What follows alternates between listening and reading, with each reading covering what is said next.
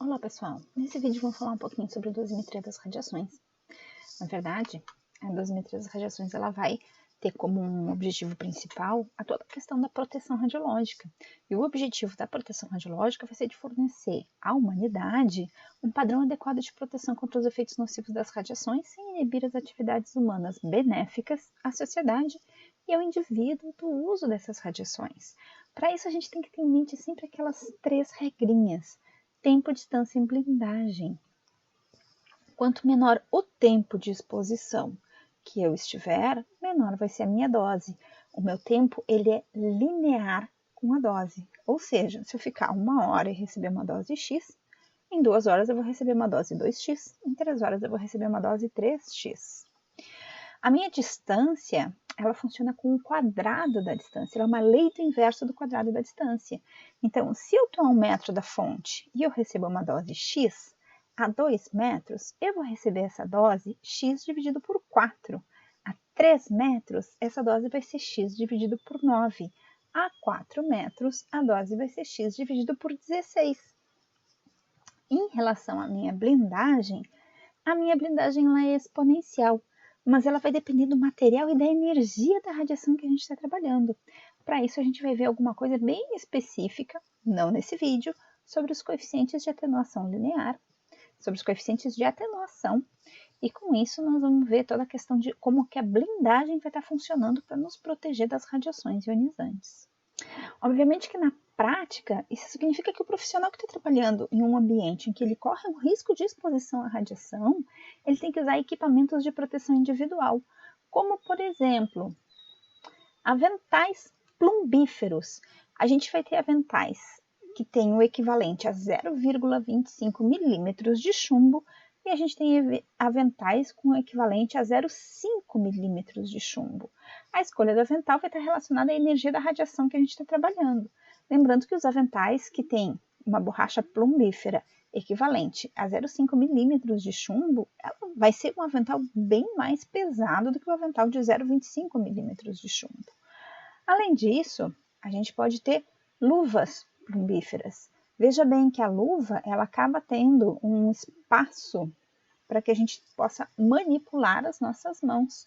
Claro que a minha mão ela vai ter que estar virada de forma que a parte plumbífera esteja no feixe primário e a parte onde realmente eu vou mexer a mão não deve então estar exposta, estando sim protegida pela própria luva. O óculos plumbífero é um óculos comum com uma lente enriquecida com chumbo, ou seja, ela tem um vidro plumbífero. Então, ela vai também estar protegendo o cristalino das pessoas que vão estar muito próximas a esse feixe primário ou recebendo esse feixe. Temos também o protetor de tireoide. O protetor de tireoide é para proteger justamente a glândula tireoide. E ele é colocado, então, nessa região do pescoço. A gente tem que ter um controle dos níveis de radiação a que possa estar expostos. Então, para isso, a gente vai ter aquela definição de áreas livres e áreas controladas. Nas áreas livres estão todas as pessoas, todas as situações onde a gente tem isenção dos requisitos de proteção radiológica. As áreas restritas, a gente pode ter elas controladas e supervisionadas, e aí elas passam a ter exigências em relação aos critérios de proteção radiológica estabelecidos na legislação. E além disso, os nossos profissionais ocupacionalmente expostos, eles vão usar um dosímetro. Aqui a gente tem um dosímetro de lapela, ele é colocado na altura do tórax. Aqui é a frente, aqui é o verso. Por que eles têm cores diferentes? Porque num mês eu vou usar o dosímetro azul, no outro mês eu vou usar o dosímetro verde, enquanto o meu dosímetro azul foi para o laboratório para ser feita a leitura nas pastilhas de fluoreto de lítio, de sulfato de cálcio, enfim, daqueles dosímetros termoluminescentes que a gente já deu uma olhadinha como é que funcionam. No verso, a gente tem essa espécie de calendário aqui. Na verdade, aqui está me trazendo meses de janeiro, fevereiro, março, abril, maio, junho, julho, agosto, setembro, outubro, novembro, dezembro e assim sucessivamente para mais de um ano, que é justamente para eu saber qual é o mês que eu estou fazendo a leitura. Até porque, quando eu digo que eu posso receber no máximo 50 milisievert em um ano, sendo que em 5 anos, a média de todos os anos não pode exceder 20 milisievert por ano, o meu ano não necessariamente ele é de janeiro a dezembro. O meu ano são sempre os últimos 12 meses a contar desta data aqui. E, obviamente, que em algumas situações eu posso ter uma exposição maior das extremidades. Então, eu posso ainda usar um dosímetro de tipo pulseira ou tipo anel. Então, o meu dosímetro vai ser um dispositivo que ele é recomendado de ser usado na altura do tórax, por fora do avental plumbífero.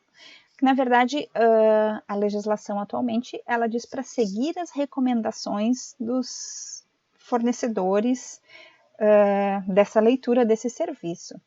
E o dosímetro serve para medir, então, a exposição de um indivíduo à radiação ionizante durante um período de tempo. Mensalmente, o equipamento deve ser enviado para leitura e, caso as doses constatadas estejam acima do limite permitido, o profissional deve ser afastado até o restabelecimento dos índices normais, e isso está especificado na legislação. Um profissional ser afastado não quer dizer que ele não precise trabalhar. Pelo contrário, no momento que ele for afastado, ele vai ser afastado da área restrita, podendo desenvolver atividades nas áreas livres, aonde ele não vai estar recebendo ou não deve estar se expondo às radiações ionizantes. E como eu falei para vocês, aqui então a RDC. A RDC é a legislação que a gente está utilizando na área do radiodiagnóstico, ditado pela Anvisa, e ela vai trazer aqui, no artigo 65, todo indivíduo ocupacionalmente exposto deve usar um dosímetro individual durante a sua jornada de trabalho, enquanto permanecer em área controlada. Essa obrigatoriedade ela pode ficar isenta no caso de raio-x odontológico com carga de trabalho máxima estimada em 4 mAh por semana. E o artigo 66 diz também que o dosímetro individual ele deve ser utilizado estritamente no estabelecimento da instituição, porque se houver alguma dose excedida nesse dosímetro, e o meu funcionário usou esse dosímetro em 3 instituições, eu não tenho como saber em qual das instituições que ele sofreu essa exposição. Então, ele só pode utilizar em um único local. O dosímetro tem que ser trocado mensalmente, porque vai existir um limite em torno de 30 dias, justamente para aquela relação das cargas acumuladas pelos meus dosímetros termoluminescentes. Lembra que a gente falou que a gente vai ter uma banda de valência, a gente tem uma banda proibida e a gente tem uma banda de condução. Na banda de valência tem elétrons circulando livremente. Para eles atravessarem a banda proibida e chegarem na banda de condução, eles vão ficar aprisionados em armadilhas, que é justamente o elemento colocado nessa região da banda proibida para aprisionar os elétrons que depois, quando forem aquecidos, vão retornar a sua banda de valência. E com isso a gente vai ter uma ideia da dose necessária para esse elétron ter sido aprisionado. Então, é muito importante também quando a gente vai contratar uma empresa para prestar esse serviço de dosimetria individual, que a gente diga qual é a energia da radiação que a gente vai estar trabalhando. Porque os meus dosímetros, eles vão estar limitados para certos intervalos de energia. Na verdade, não o dosímetro limitado a um intervalo de energia, mas se eu estiver trabalhando com energias mais elevadas, eu vou precisar colocar talvez 2 ou 3 dosímetros, utilizando um sem filtro, outro com filtro. E se eu precisar de energia maior, eu posso ter um terceiro com um filtro mais espesso, porque eu já vou desconfiar que aquele meu dosímetro lá, que tiver sem filtro nenhum, talvez ele estoure a sua capacidade de armazenamento de elétrons nas armadilhas colocadas entre a banda de valência e a banda de condução. E cada dosímetro tem que ser utilizado por um único usuário, porque se aquela pessoa receber uma dose, se aquele dosímetro registrar uma dose excessiva, eu sei quem que recebeu aquela dose excessiva ou quem que possivelmente possa ter recebido esta dose excessiva. E quando não estiver em uso, ele tem que ser mantido junto ao dosímetro padrão em área livre, em conformidade com as instruções do fabricante. Porque se meu dosímetro estiver longe do padrão e ele talvez possa estar recebendo alguma radiação não decorrente da atividade laboral e não necessariamente o funcionário está usando aquele dosímetro. Se ele estiver junto com o padrão e todos os dosímetros que estão com o padrão receberem uma dosezinha um pouquinho maior, o meu padrão, na verdade, ele vai ser o background. Então, se eu tiver uma leitura X no meu padrão, toda a leitura Y que eu tiver no dosímetro individual, ela vai ser Y menos X. E outra norma que vai trazer também, então, toda essa questão dos dosímetros, mas não traz com a palavra de dosimetria individual. É a própria CENEM 301, que daí, então, é para a parte de materiais radioativos, né? Lembra que a gente falou em algum dos vídeos que a Anvisa vai responder por toda a parte de raio-x e a Comissão Nacional de Energia Nuclear quem vai responder pelos materiais radioativos, pelos radioisótopos. Então, na Comissão Nacional de Energia Nuclear, a gente também vai ter a 301, que são as diretrizes básicas de proteção radiológica, que, na verdade, ele não vai falar em termos de dosímetro pessoal, mas em termos da monitoração individual dos trabalhadores, nos mesmos moldes que a Agência de Vigilância Sanitária vai trabalhar. Claro que aqui ele vai dar uma certa liberdade para que esteja descrito no plano de proteção radiológica essa informação. E esse plano de proteção radiológica, depois de escrito, ele tem que ser aprovado pela Comissão Nacional de Energia Nuclear. Então, na verdade, ele vai ter que seguir alguns regramentos específicos. Mas e quais são os limites que a gente tem? Bom, em relação a esses limites, a gente tem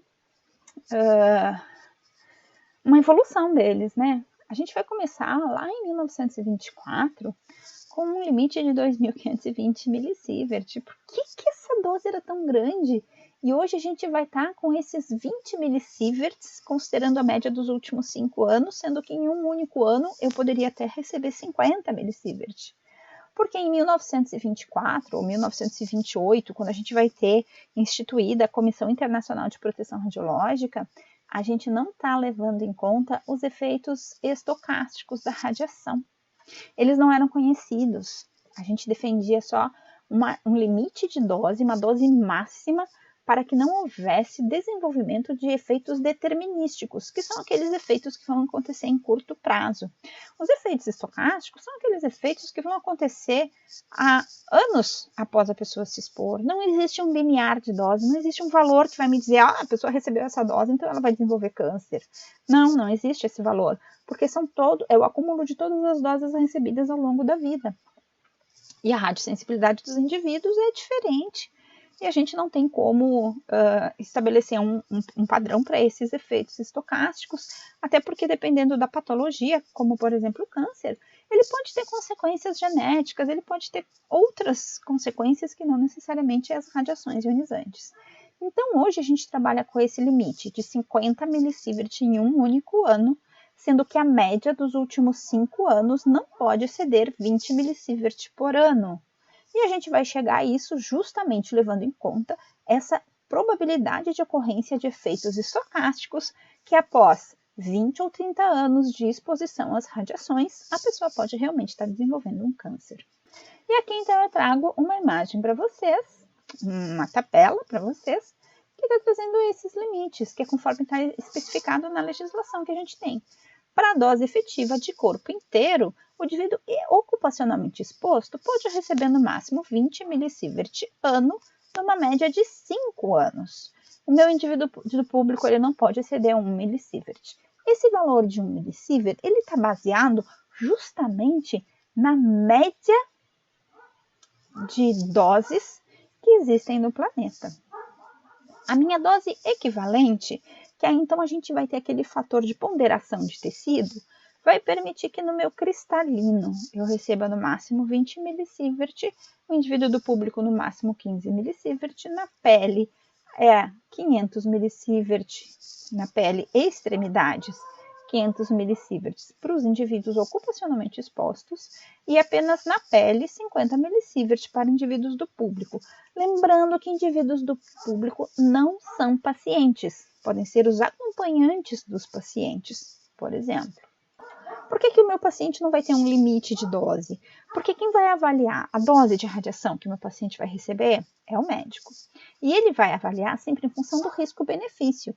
Se o benefício do meu paciente se expor a essa radiação é maior do que o risco que ele venha desenvolver um efeito biológico, um efeito estocástico ou um efeito determinístico, então ele vai acabar podendo ser exposto a isso. Esse é um caso muito comum na radioterapia. Na radioterapia, às vezes, eu não vou me preocupar com um efeito estocástico se eu não der aquela dose de radiação para o meu paciente, amanhã talvez ele esteja sem condições de... talvez ele tenha sido levado a óbito.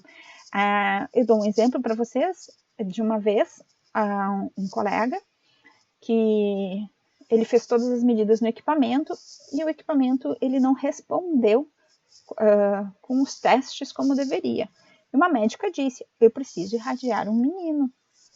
E aí ela foi informada de que o erro que estava apresentando a dosimetria do feixe, ou seja, a dose que é medida no feixe, ela estava tendo uma variação de 20%, enquanto que o aceitável era no máximo 10%.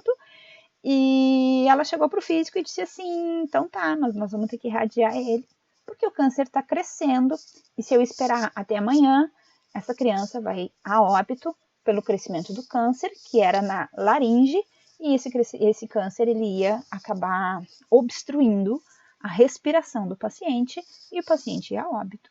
Então é uma situação onde a gente tem que analisar, junto com o médico, a possibilidade de que se realmente vai se seguir num tratamento radioterápico ou não. E essa parte de dosimetria das radiações, então, é justamente quando a gente vai fazer essa determinação da taxa de exposição, ou seja, a taxa de dose da radiação considerada num ponto específico em um meio, seja esse meio um meio inerte ou um ser vivo. Dessa taxa de exposição, que a gente vai ter, então, a dose de exposição, dose de absorção e o efeito produzido no meio. E no âmbito da física médica, então, essa palavra dose, ela pode beneficiar ou não quem está se expondo a ela. Então, se ela é uma dose muito elevada, ela pode apresentar um risco, ela pode não ser benéfica, então ela pode não ser aplicada. E não tem como a gente falar de dosimetria das radiações sem se lembrar das grandezas e unidades. A gente já tem um vídeo falando das grandezas e unidades, mas a gente pode ter um próximo vídeo falando rapidamente, relembrando rapidamente essas grandezas e unidades radiológicas que são extremamente importantes. Então, agora para a gente poder aplicar elas na parte de dosimetria das radiações. Ok? Até o próximo vídeo.